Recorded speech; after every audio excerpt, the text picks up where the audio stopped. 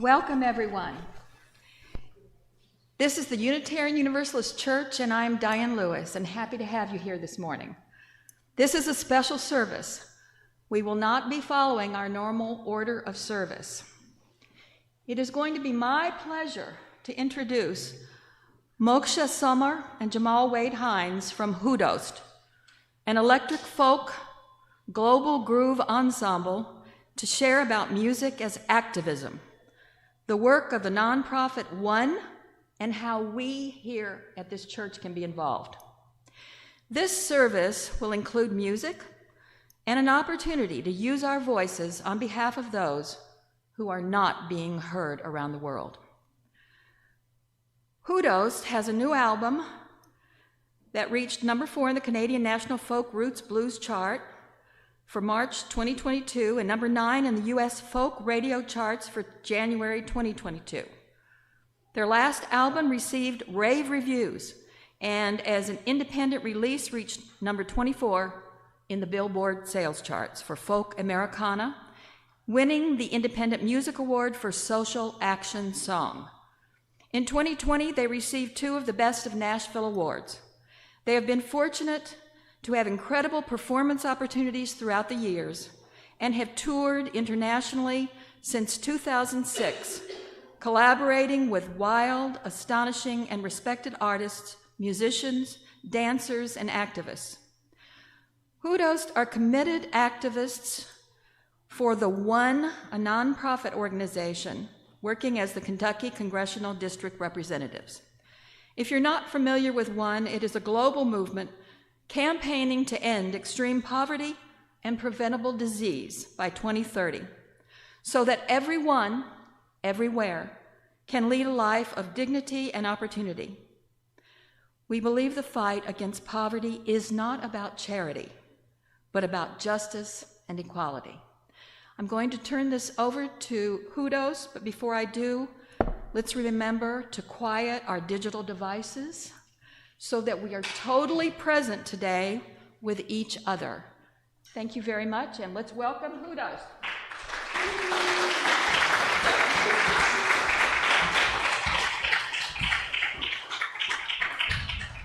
Thank you so much, Diane. We're really grateful to be here with you this morning, and the only thing I'm bummed about is not getting to be part of one of your normal services. So we'll have to come back for that. That was a helpful intro, so you all already know the basic little bit of what One is, but we're going to go into depth about it. We're going to explain to you actually some of the issues that are currently arising and how we can do something today and in the future about that. My name is Moksha. This is my husband, Mr. James Wade Jamali Jalali Hines over here. We're going to share a song with you that, I don't know if any of you know the band Jars of Clay, but we've done our last couple albums with them, and this is a song we wrote with Dan, the lead singer of Jars, about what it is to do advocacy, what is actually behind that.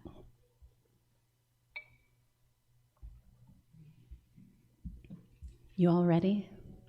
Okay.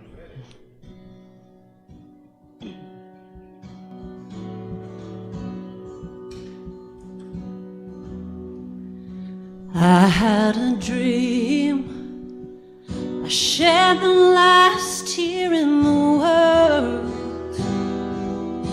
Everyone was looking at me. I had the thought, everybody moves to the same light, and we will find our way. No, nothing's meaningless, the dream is my own evenness, and every step will push us to the place. Set foot in the river, float out to the ocean, fall down to the bottom, and we will all rise. Step off of the mountain, fall down to the valley, bury your body, all rise together. How could we know our hands would become weapons of war. And what about peace? I saw the rain, and the colors that bled through the clouds from the sun in the daylight. Nothing was left out and no one was feeling alone. We find a recklessness, the dream is our own evidence, and every step will push us to the place. Set foot in the river, float out to the ocean, fall down to the bottom, and we will all rise. Step off of the mountain, fall down to the valley, bury your body. All rise together, we'll all rise together, we'll all.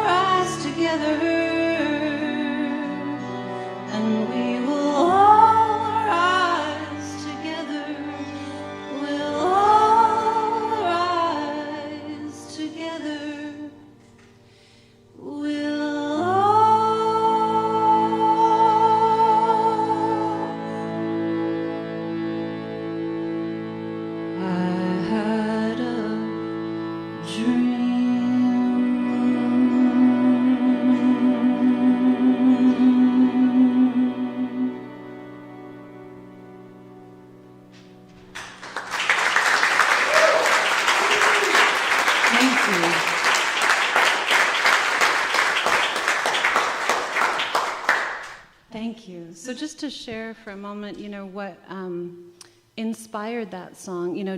Dan and Jars of Clay, they live in Nashville. We live in this area. But it was not through music that we met, it was through advocacy. And we met them being in DC and having a day where we were going to meet with different congressmen and senators, talking about these very issues and trying to get a couple bills passed. And it was that brought us together. It was the inspiration of what our combined voices are. And I'll just share that our voices are so much more powerful when we bring them together, right? We can speak, you see especially on social media, right? Everyone is like, listen to me, listen to me. But let me tell you, what we've actually seen producing change is voices together. What it is to do that, the power that comes from that, the momentum that comes from that. And I'll share a little bit later just some of the bills we've actually been able to pass because of people like you helping with letter writing and phone calls and that kind of thing. And I just want to tell you, before we jump into all of this, we're not asking for any money today. One never asks for money. We just ask for your voices. So would you like it if we do one more song before we jump into advocacy? Yeah. Let's get some candlelight. I love it.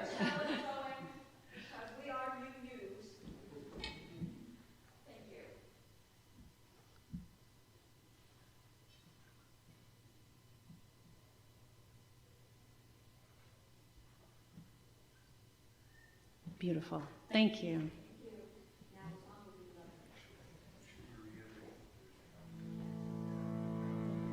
Oh, yeah.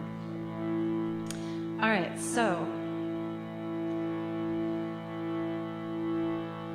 this is a song about mercy, and it's a song about mercy beyond just what it is in the spiritual, religious sense. But what is mercy? What is real mercy? What is that in our hearts? What is that in our actions? What is that in our own quest, in terms of our own seeking?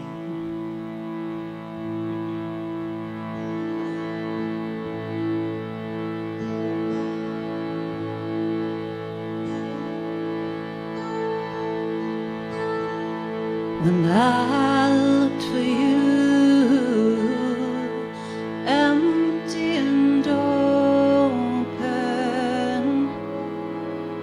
waiting to be spoken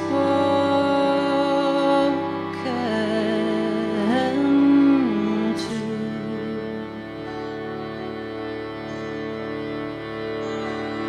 you came into me like light in a gold mine, showing me what's mine that I couldn't see. And I have no more to offer.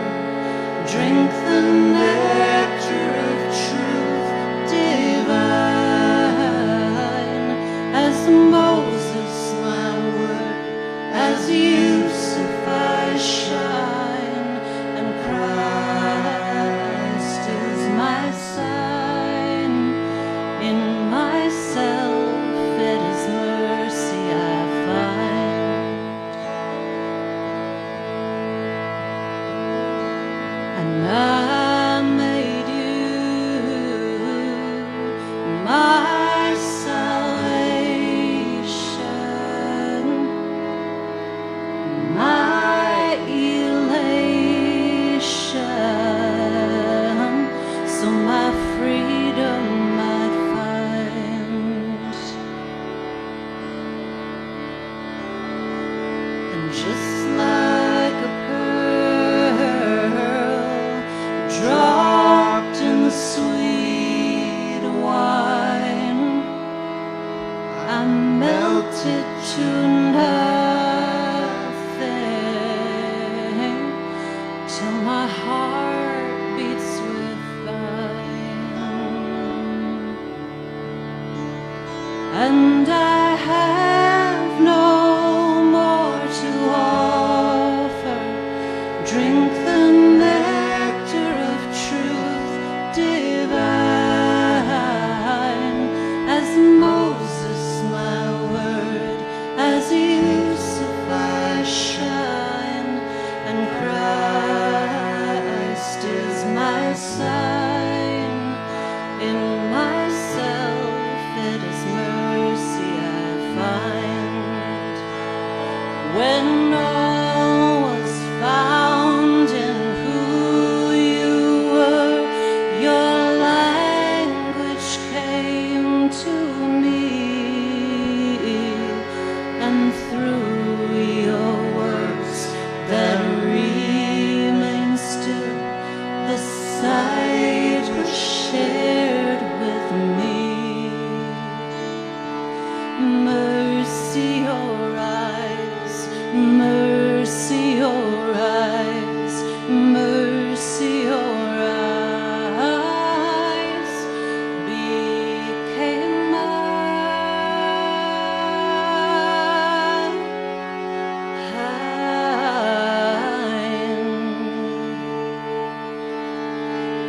Became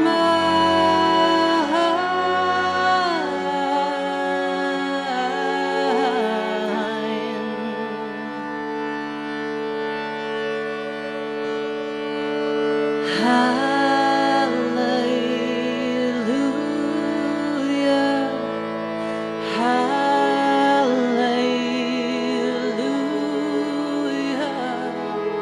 hallelujah.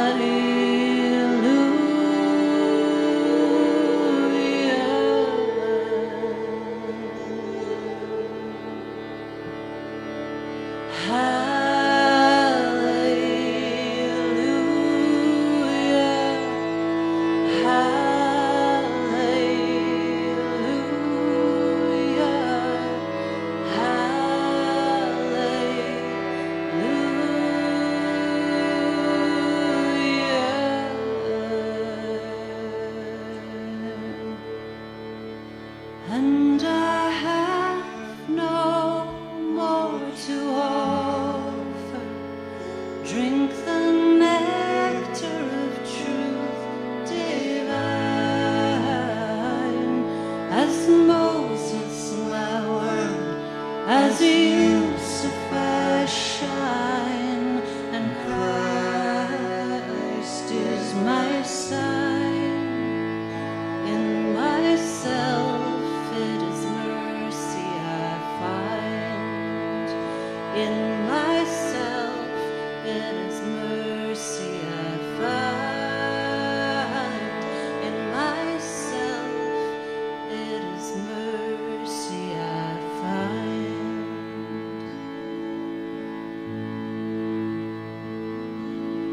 Hallelujah.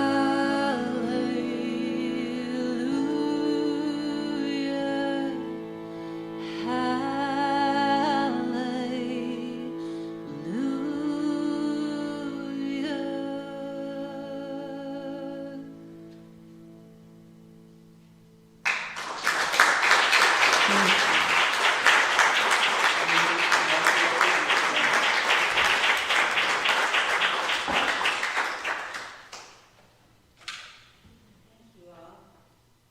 I need a little volume. Okay, here we go. So, thank you. Thank you for letting us share a little bit of music. I will give a disclaimer that if you ever see us live at festivals, we are much, much louder and much wilder. We're giving you the naked version this morning. We call what we do experimental electric folk with psychedelic tendencies. So in terms of the work of one, so as was mentioned, we're the Kentucky representatives, right? We're the Kentucky Congressional District representatives. What does that mean? That means that our job is to speak on behalf of you all. So often we will get letters, we will get phone calls, etc. We're the ones that go and meet with Brett Guthrie, Rand Paul, Mitch McConnell, and then when we go to DC, we'll meet with other congressmen and senators. This is a bipartisan organization. It's very important. One of the things we have learned, look, we all have our political leanings, right? We have our political leanings, but one of the things we've learned is how to speak a universal language, how to return to the core values that we can share of compassion and love as driving force behind why certain things should be put into action. As mentioned, one is a nonprofit where the main aim is ending extreme poverty. What does that mean? That's poverty where there is not access to help, to sources that can help those people be empowered to have jobs, et cetera, right? This is really low-level poverty where there isn't basic health care, none of that stuff. So this is an international organization. There are representatives from all over the world. There's been a lot of focus in recent years, especially in sub-Saharan Africa, because of a few things. One, the HIV/AIDS crisis is not over. It continues, and one of the things that's very important is to keep it at a level where those cases keep decreasing, right, as opposed to increasing. COVID presented a real setback with that, unfortunately. Why? Because people couldn't go and get the medications they needed. They didn't have access to the health care that could prevent further infection of HIV and AIDS and passing it along to children, and the mutation of what that virus is, right? Because we know, if we've learned anything in the past few years, if a virus mutates, it's much harder to treat it through vaccination, right? So the same is true with HIV/AIDS. So I'm gonna show you just a little We Are One video here to give you a sense of the broader perspective of this. Oh, I can't do it from my computer. I've got it coming up here, but nothing's coming up. You got it? Okay.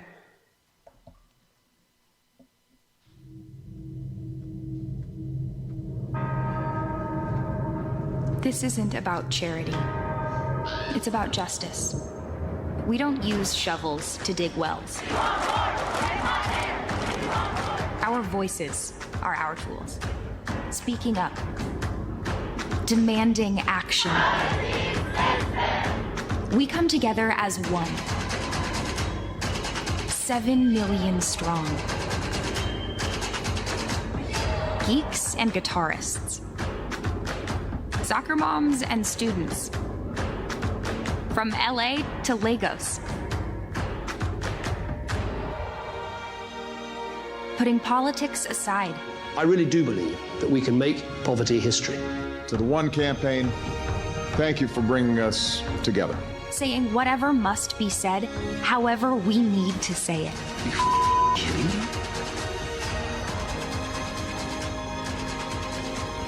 We are rebels with a cause, armed with powerful data that can save lives.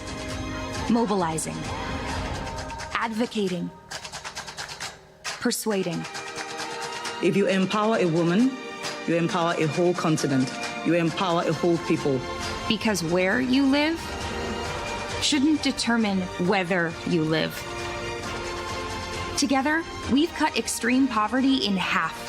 And we refuse to stop until we finish the job. Join us. So you just got the glamorous side of it. We'll get into the more grunt work after. So, that statement that was made in there, we believe that where you live shouldn't determine whether you live, right?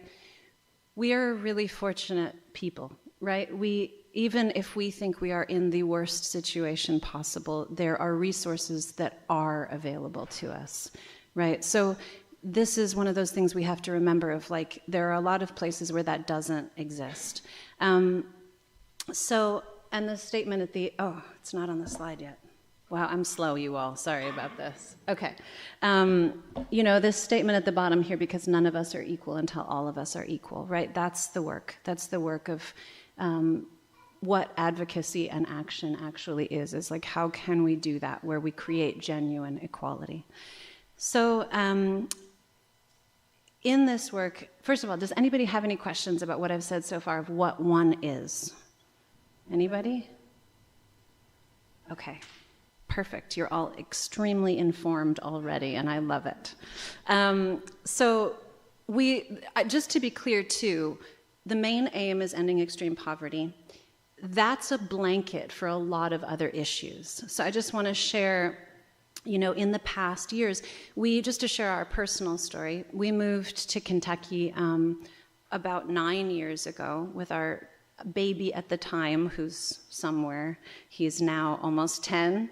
And we have our other baby, an actual baby, who's 5 months old out there too. But we moved at that point, and we had been doing music full-time for a long time.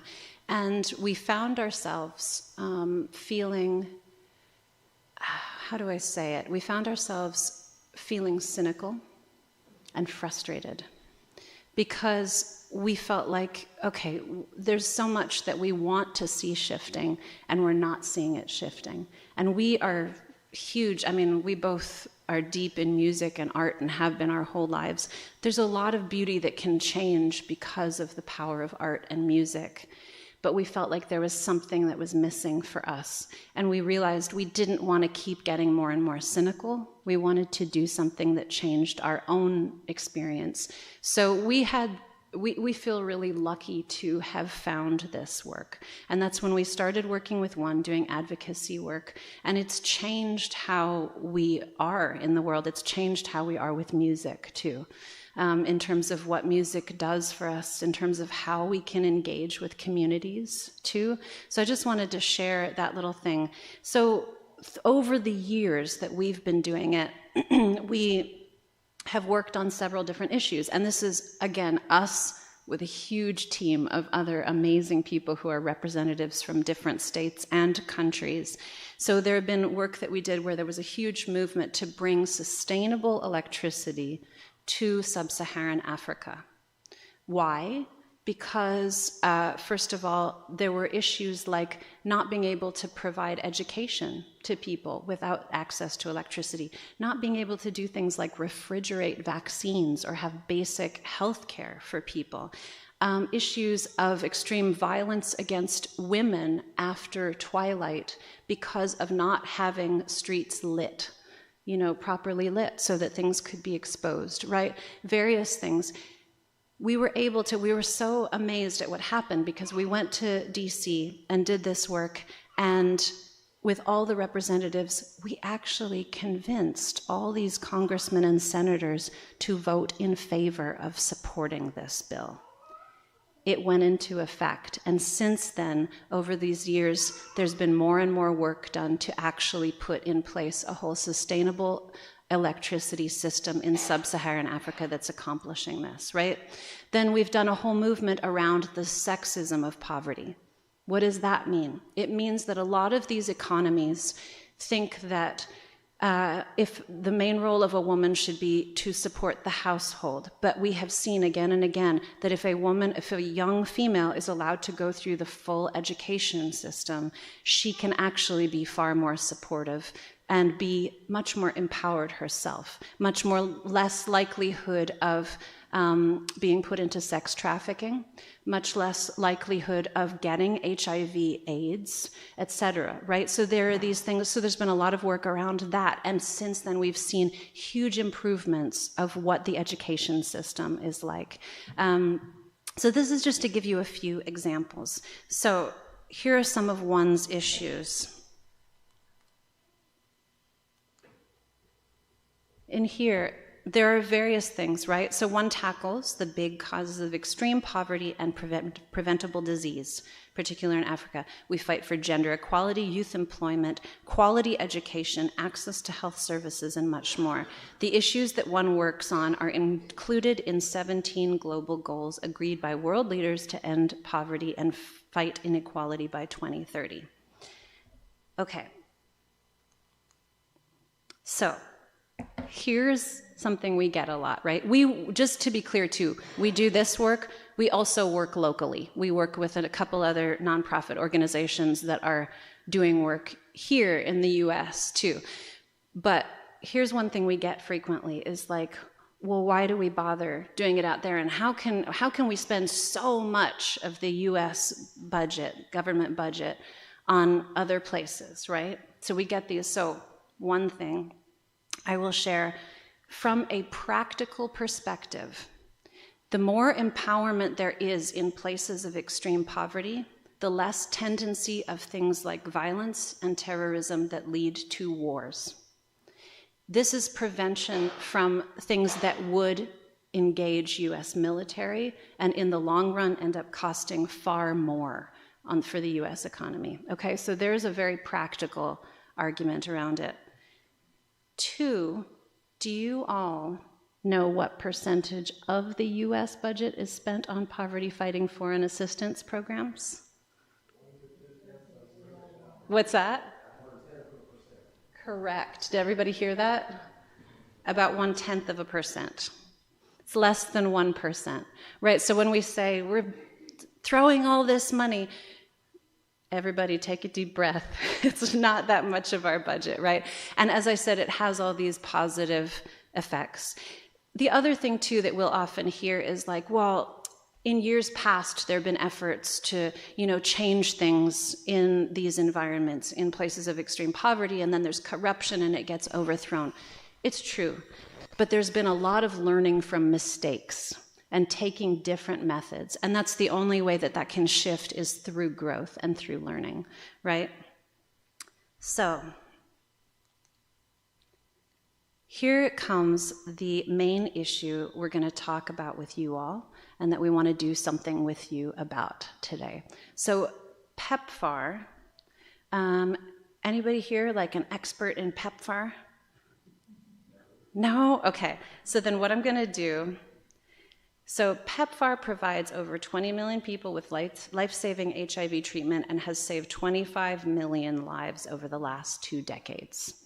Okay, so this has been a huge effort to really pull back the cases of HIV/AIDS, provide vaccines for it, provide a lot of support, especially for women in this, because I don't know if you know about what happens in terms of, that's another area where there's a lot of sexism. There are a lot of, there's a lot of issue in terms of rape, especially in certain places, and a lot of ignorance about how this changes lives, how it's passed on, right? And so there's been a huge amount of work around this as well. So this marks 20 years. It was actually President George W. Bush and a bipartisan group of lawmakers that came together to create a new program to combat HIV/AIDS globally, right? So that was 20 years ago. And this is an important time because Congress has to reauthorize PEPFAR. So this is coming in this next fiscal year. This is the time that it's being reauthorized. And what we want to do is show that we understand and value that it needs to continue. Okay? So I'm going to show you, I just want to share someone's personal story. I've been really bad with showing you slides, everybody. Okay. I want to show you a personal story just so you get an understanding of what is this like in an actual community. Can you show the next video? Thank you. And the place to be happy is to make someone happy and to have a little heaven down here. If there was no PEPFAR, then I could have died long time ago.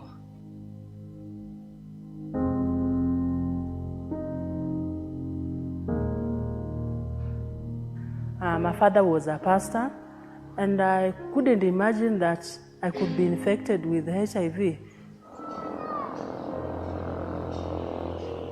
When I decided to get married, that was my first interaction with a man. I was tested. I was told, "Mommy, if you see 2 lines, it means that you are HIV positive."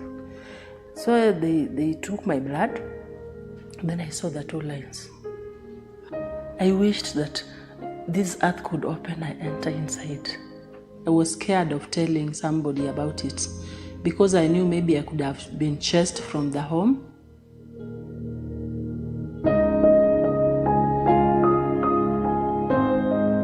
Before PEPFAR, mothers were limited. I would say the mortality rate was also very high.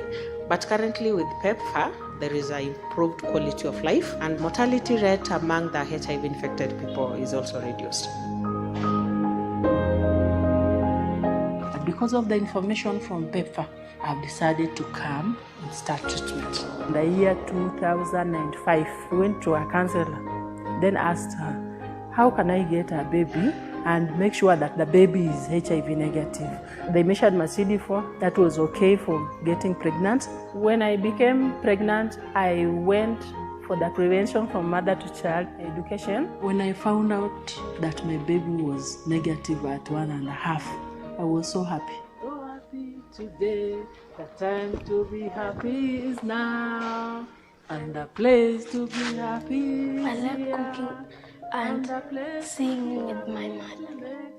My name is Charity Wise. I am in class 6. I would like to be a doctor when I grow up. I want to treat people and care for them.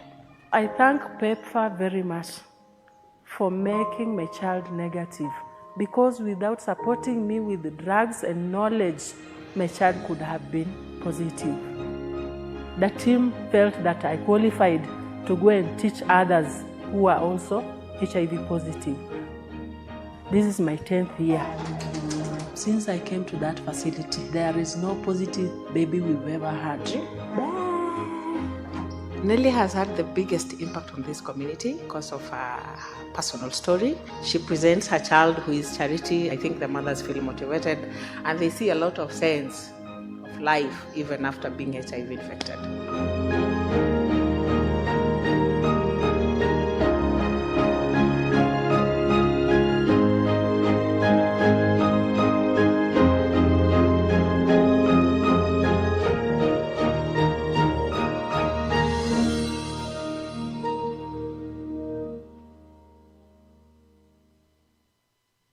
So I think it's really inspiring to see that personal story of what that means. And I want to, oh, that's a slide I didn't put in there. Interesting. Oh, maybe that's the next video. I want to give you just a little bit more background history on PEPFAR so you can understand it beyond the, blibberty blabberty version I gave you up here. Can we play the next? May the man behind the curtain play the next video, please. This is the story of an Irish rock star, an American president, a Ugandan nurse, and thousands of activists from Cape Town to Cleveland. It's a story of unlikely alliances that ended up saving millions of lives. Picture religious leaders, nurses and doctors, liberals and conservatives, all working together to end a devastating epidemic that was raging across sub-Saharan Africa. This is a story of PEPFAR, a program that has saved 25 million lives and counting from HIV/AIDS. But let's start at the beginning, shall we? In 2002, deaths from AIDS were on the decline in the US and other high-income countries thanks to the development and distribution of antiretroviral drugs. But in low-income countries, deaths were skyrocketing, killing millions of people every year. Life-saving drugs existed to prevent these deaths, but they weren't available for most people in Africa. It was an injustice that people all around the world started to speak out about. People like Agnes Nyamayaro, our Ugandan nurse, and Bono, our Irish rock star. And in the US, Americans from all walks of life were making their voices heard. We're talking soccer moms, truck drivers, college professors, and church pastors. People who don't agree on most things found common ground in the idea that where you live shouldn't determine whether you live. And a movement took hold that made its way all the way to the White House. And to meet a severe and urgent crisis abroad, tonight I propose the Emergency Plan for AIDS Relief, a work of mercy beyond all current international efforts to help the people of Africa. An unprecedented bipartisan initiative that would eventually lead to 20 million people accessing life-saving drugs and over 5 million babies born HIV-free. This is a story about activism in its best and purest form. It's boots on the ground mixed with inside lobbying. It's partnership mixed with policy. At a time when so much in Washington divides us, the fight against this disease has united us across parties and across presidents. To transform the global fight against HIV/AIDS, it's been a huge success. We thought big, we thought large. This is the story of PEPFAR, the lives it's already saved, and the work that still needs to be done. Because this story is not over, and will never be over, until we end AIDS for good. Okay, so what is the next step? So a couple things. First of all, today, what we're asking, everyone should have received a letter writing tool. Did everybody receive one of those handouts? If not, we have extra paper. It doesn't have to be in that. You can write it just on blank paper. There should be pens available too, and we actually have a bag of extra pens if you don't have one. So what we're doing here is, as it says here, these are a bunch of our friends in these pictures. Your voice is your biggest tool. Use it. Okay, so today, we are doing letter writing. We are going to be delivering these to Rand Paul and Mitch McConnell. That's who you can write to. So if you want to write 2 letters, yes, do it. If you feel really motivated, that's amazing. We would love that. You can write 1 to each. If you feel like you love one of those guys more than the other, you can choose one if you only want to write 1 letter. But what we're asking you today is just use your voice. There is guidance there, and I'm going to give you further guidance up here of what you can write. I always ask, too, for you to ask yourself for a moment, what is it that motivates me with this? Is there something personal I can put in here? I think we all have personal experience with why we care about other people. I can say that especially becoming a mom shifted things for me. of thinking about moms in other places who didn't have the resources that I do. Thinking about moms like the one I showed you who was battling HIV/AIDS and didn't know if she could or could not have a healthy child who was negative, right? So you can ask yourself, what's my love and compassion in here that I want to share? Because the facts are important, and so are your own voices and stories in this process. So here's a little bit of guidance. In the inside of the pamphlet, you'll see that there's actually some key information there. What you can do with this, right? Oh gosh, I'm so slow. Okay, now you can see it. What you can do with this is that it says, Dear Senator, it's not going to be representative because we're not sending it to Brett Guthrie in this case. We're sending it to either of the senators, right? So you can write, Dear Senator Mitch McConnell, Dear Senator Rand Paul, right? And then put in the U.S., right? You can have that key information. You can choose one of these that you choose, that you think matters. You can word it yourself however you want, but these are some helpful facts, right, that you can include. Then you can put in a reason why you care. Why do you care? Right? What have you experienced? Have any of you experienced health crises? When you've experienced that, have you had the help you've needed? Have you had the support you need, right? Are you a mom? Are you a grandmother? Are you a father? Are you a dad? Are you a child of someone who's had health issues, right? Go ahead and ask yourself, have you ever volunteered in a place of extreme poverty? So any of these are important things to think about. So what we're going to do is right now, we're going to create some time and space for you to do this action. Don't worry, you're not legally required. If you're not inspired to do it, it's okay. But we want to create this space. And I also want to just leave it open if you have any questions while we give you this time. So, any questions? If they're out of those, we may. Yeah. So feel free to use the.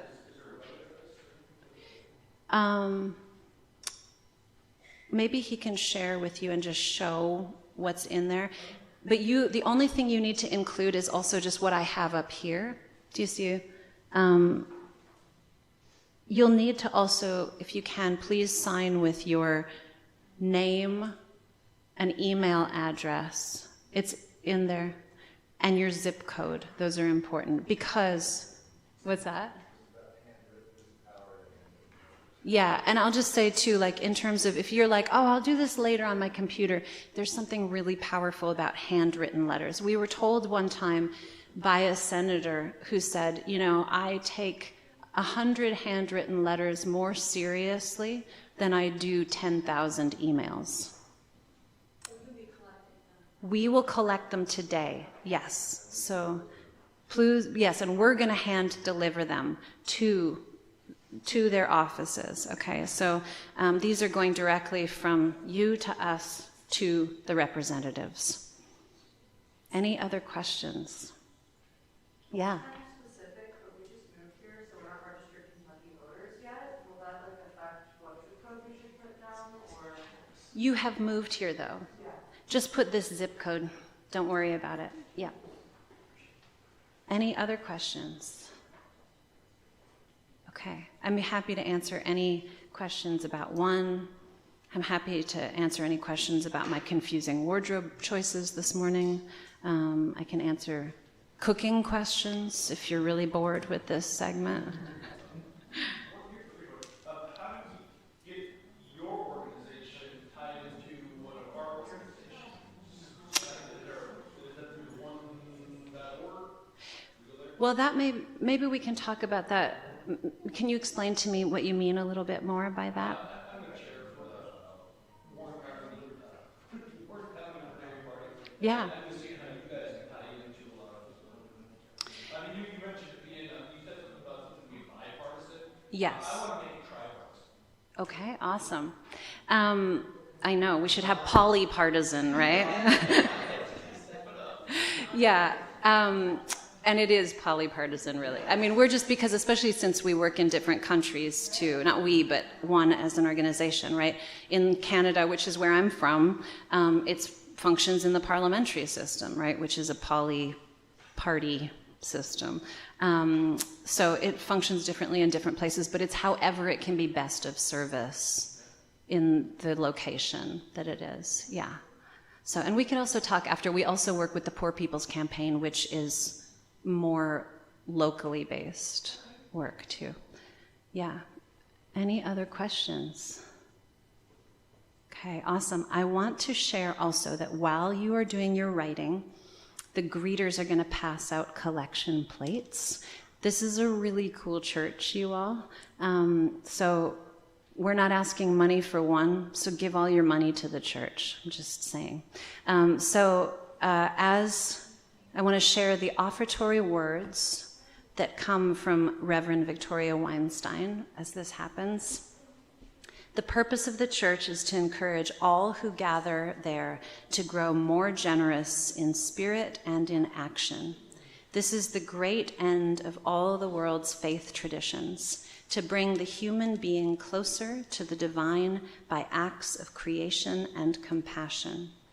We now take an offering that allows us to exercise that all-important generosity of spirit, an offering that will support this self-supporting church and its many ministries. The gifts of the congregation will be most gratefully received.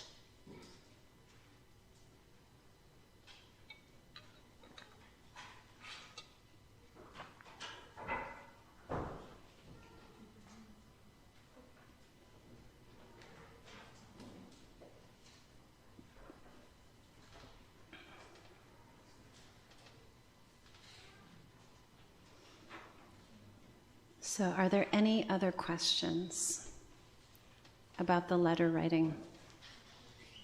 So what we're going to do is we're going to share one more song with you if you're cool with it. Yes? I guess I do have a question.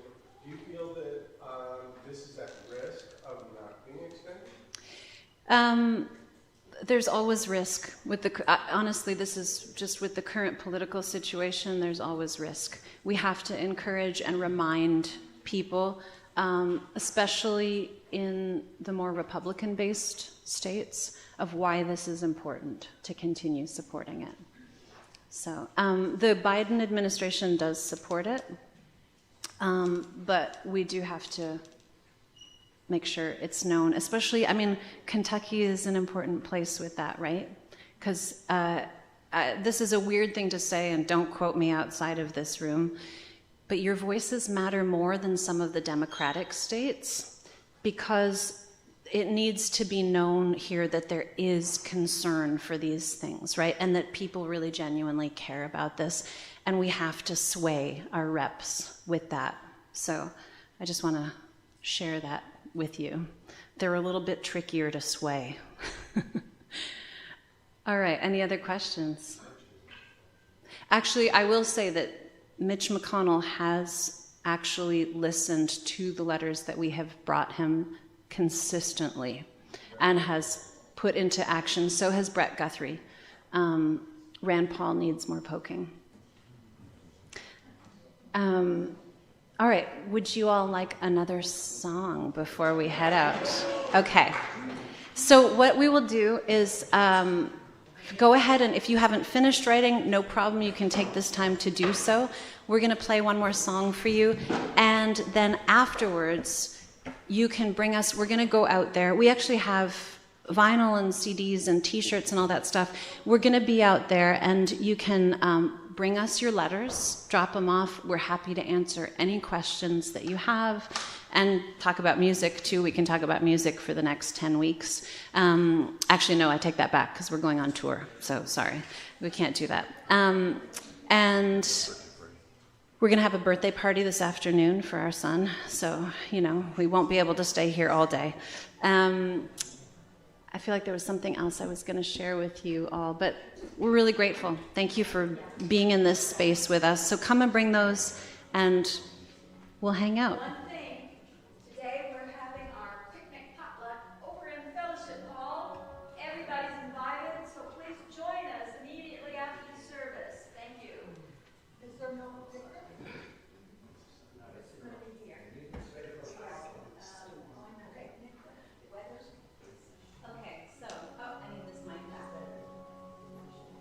man behind the curtain? Is there a man behind the curtain anymore, or has he given up? Matt. Ooh, wow, that was loud. Sorry. Okay, so, and thank you, Matt. We appreciate your help with this. So, anybody a fan of the Persian poet Rumi in the house? All right, good. So he was a 13th century poet. He was also the one who created the tradition of the whirling dervishes. And we're going to give you a little taste of a whole other aspect of what we do musically through this. This is the first verse of his main work called the Mathnavi, and it talks about a reed in a reed bed and how the wind keeps hitting the reed over and over until it can't take it anymore, and it cracks and breaks, and it exposes the hollow of the reed. And then that same wind passes through the hollow, and this sound comes out, and it's the sound of longing. It's this wailing sound. But then the reed is plucked from the reed bed and turned into a flute so that it can sing its longing instead of wail its longing. And I know you all are excited singers. So at the end, I'm going to do a call and response section with you, okay? Okay. Okay. And just for the record, all your voices are beautiful, whether you think they are or not, okay?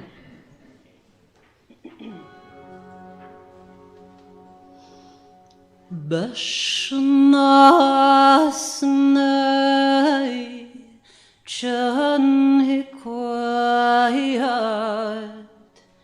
mi kondoid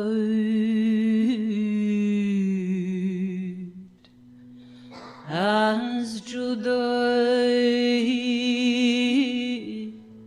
hashikayat mi kondoid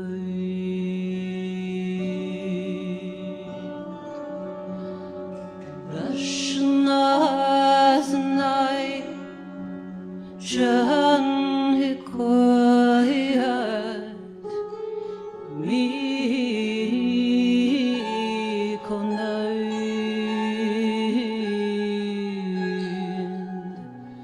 as judai hashikayat mi kondoid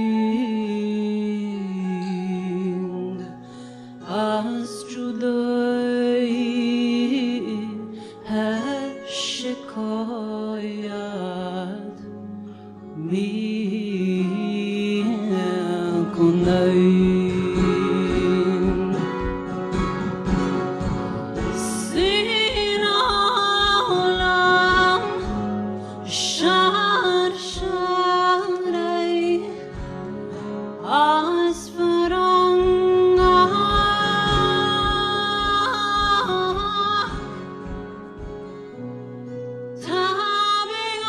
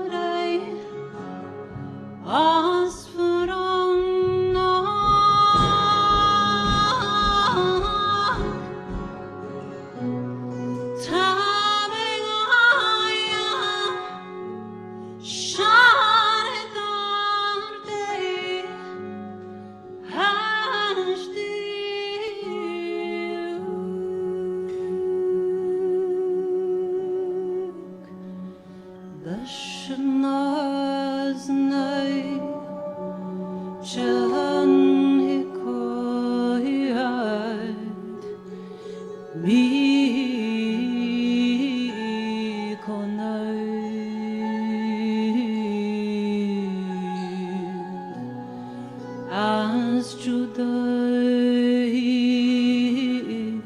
هر شکایت می کنی.